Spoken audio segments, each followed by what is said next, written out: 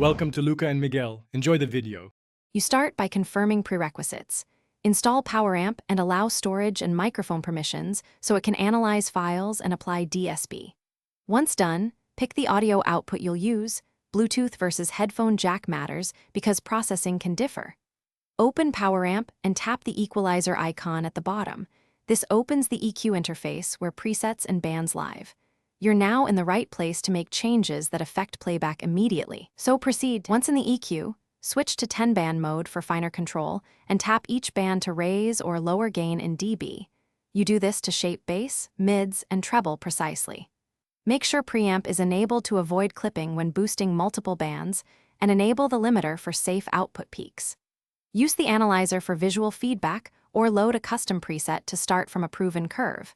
This saves time and helps you compare changes while playing a track. You finish by saving the EQ as a named preset and choosing whether it applies globally or only to a playlist, because that controls when changes take effect. Then test with several tracks at varied volume levels to confirm balance and adjust preamp or limiter if you hear distortion. If you get no sound, check Poweramp's audio engine setting and the device output routing. Make sure Bluetooth or USB DAC is selected properly and permissions are intact. This single check resolves most silent playback. Thanks for watching and please subscribe. It's the best investment you'll ever make.